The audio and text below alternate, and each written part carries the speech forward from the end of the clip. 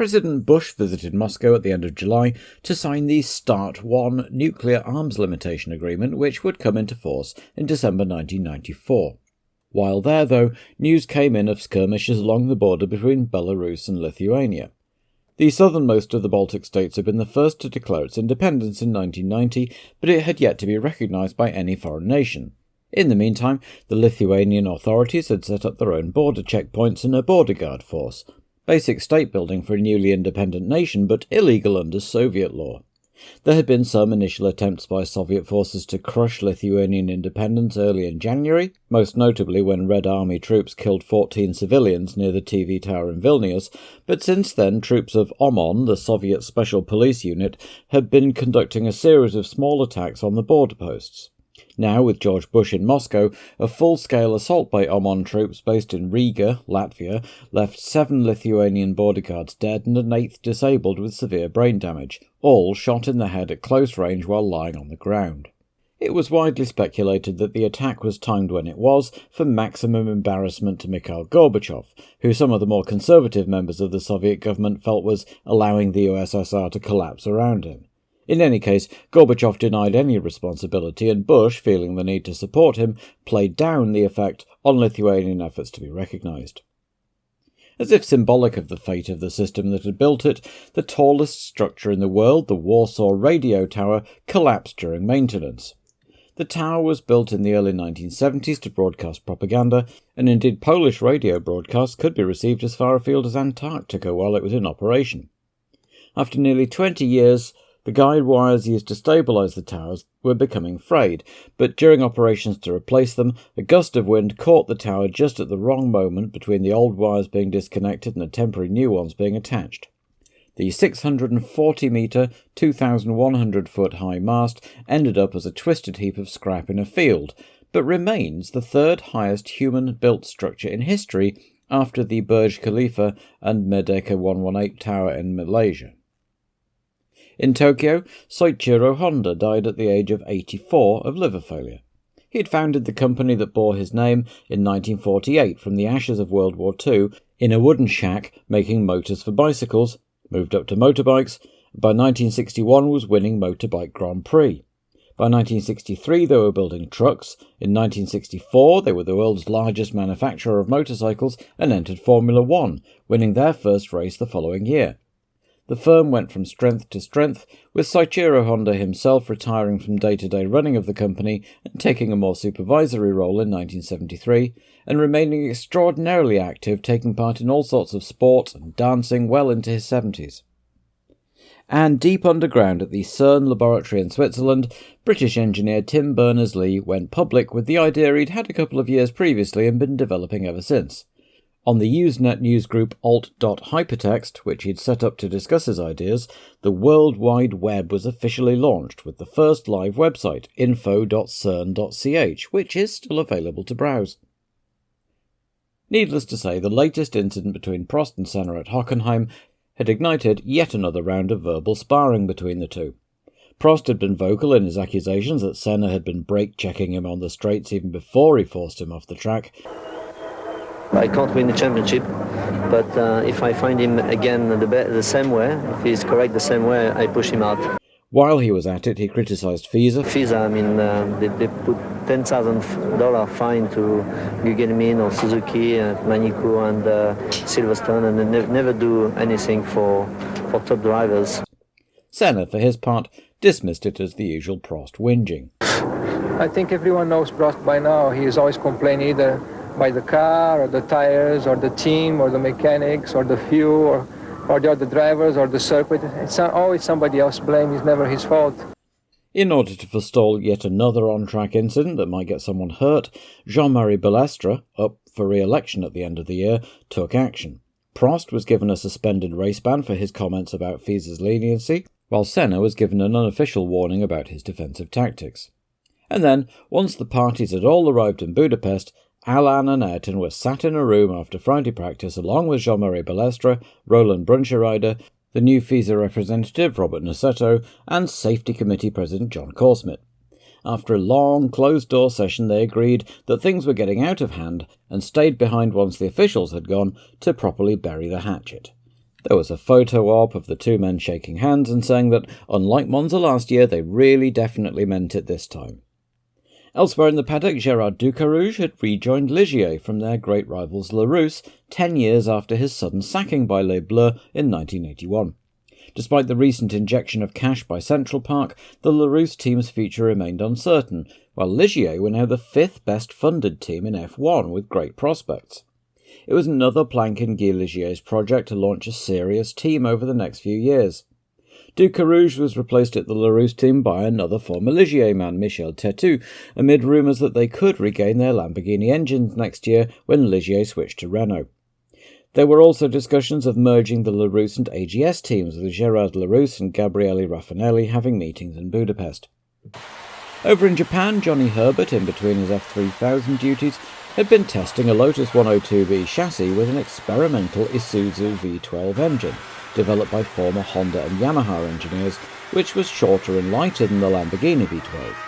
There was talk of the firm offering the engines for free to Lotus for 1992, but the uncertainty was too much for designer Enrico Scalabroni, who already had a tetchy relationship with Peter Collins, and resigned when the team couldn't even tell him what size and shape of engine he was supposed to be designing next year's car around. There was sadness at McLaren over the death of Soichiro Honda, but in more immediate concerns, a new version of the firm's V12 engine developed specially for qualifying, with a bespoke Shell fuel, was installed along with the team's new semi-automatic gearbox, an electromechanical unit from Honda that had been tested at Suzuka by team old boy Stefan Johansson, while the car itself was some 15 kilos lighter following a round of weight saving. Ron Dennis was confident that the extra boost would enable the team to wrest the initiative back from Williams, where Nigel Mansell was celebrating his 38th birthday with the gift of a horse, and I'm getting that tonight. Over at Ferrari there was a new, more powerful V12, but only for Prost, and only for the race, not qualifying or practice. Jean Alesi, unhappy at being sidelined in this way, instead spent much of the weekend hanging out with Nelson Piquet, whom he'd befriended, in the Benetton garage, which set a few rumours going. And in desperation, footwork designer Alan Jenkins bodged the suspension from the old A11 chassis onto the new FA12 and found a way to use the old transmission. The Leighton House team had also modified their front suspension.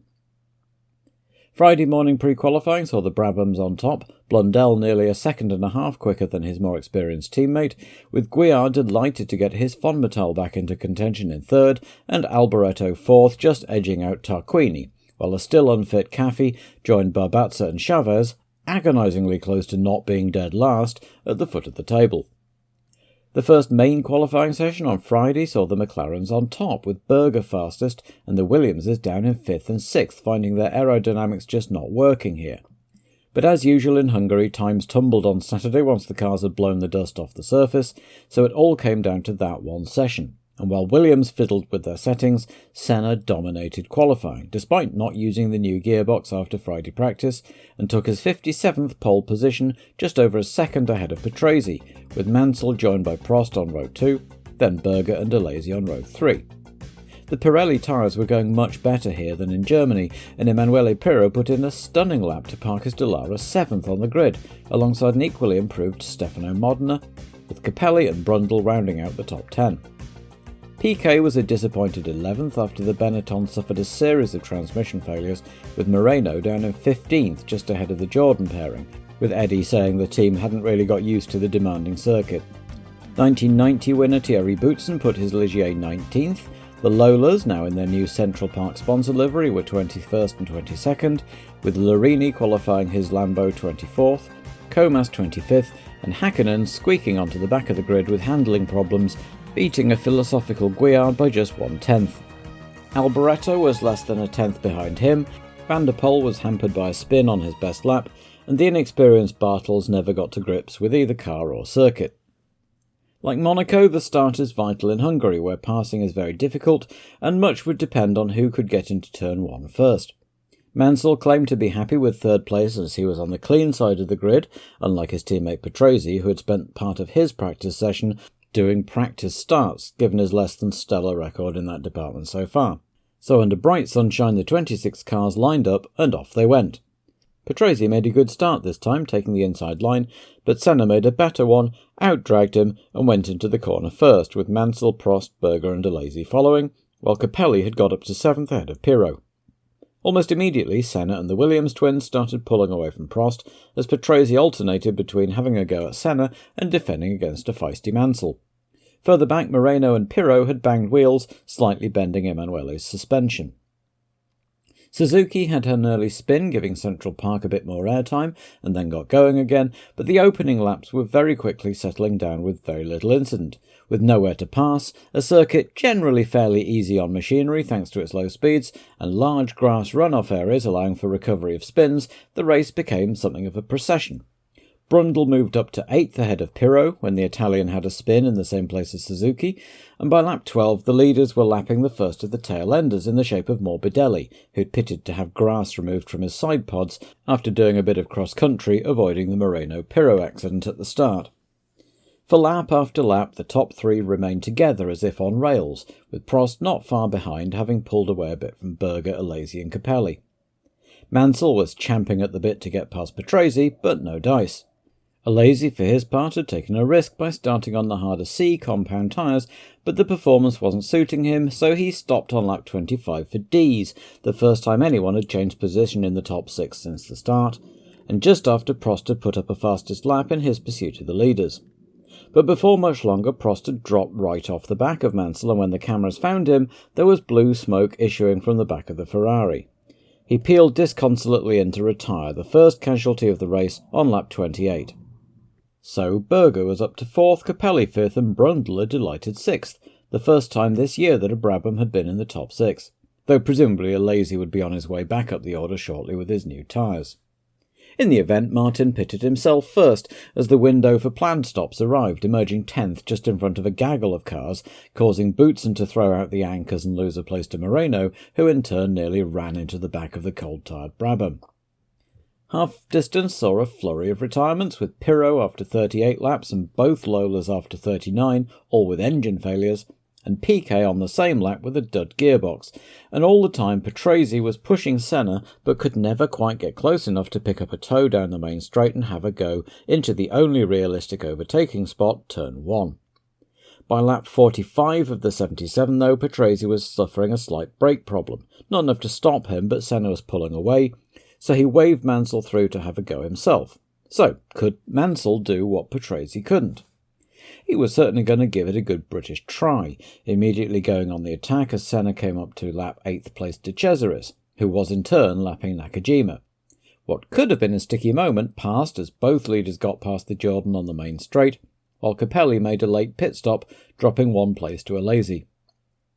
As the last third of the race got underway, Mansell was still harrying Senna hard, but just like Patrese, he just could not get close enough, while flat out down the straight, to slingshot past into turn 1. He harried and pushed for 10 laps until, finding his own brakes starting to fade, he reluctantly dropped off to settle for second and hope Senna ran out of fuel again. Ayrton began lapping the field for the second time, passing a slowing Martin Brundle, who was suffering from agonising foot cramps, and pulled in to retire. A couple of laps later, he was joined by his young teammate, who spun at turn 1 and beached himself on the curbs. With 9 laps to go, Boutsen's engine began smoking as Senna came up to lap the Ligiers, but it didn't seem to be leaving oil on the track. Senna was soon passed, and then past Larini, still running in the Modena Lamborghini, before Boutsen parked it up.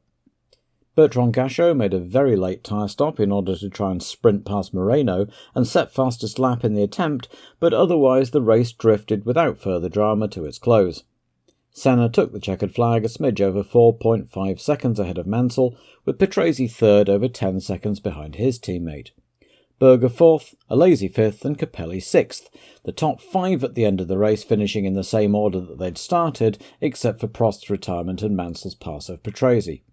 Ivan Capelli was delighted to finish a race and score a point into the bargain, the first time he'd done either since Belgium last year. Bertrand Gachot was delighted as nobody else went faster, so he had the first fastest lap on record for both himself and his team, though he never did get past Moreno, and the Jordans finished 7th and 9th, sandwiching the Benetton. Roberto satisfied with 8th in just his 20th Grand Prix start after all those gearbox problems. In all, 16 cars finished and 17, including Boutsen, were classified in what had been, in all honesty, a thoroughly dull race. Senna wouldn't mind, as he stopped the rot in his championship lead and McLaren retook the lead in the constructors' table thanks to Berger's 3 points. Williams, for their part, were philosophical. They hadn't expected to go that well with a circuit that didn't suit the car, and they came away with 10 points nonetheless. As Ayrton Senna dedicated this win to the late Soichiro Honda, thoughts turned to the next race in 2 weeks' time in Belgium, a circuit that should suit Williams much better.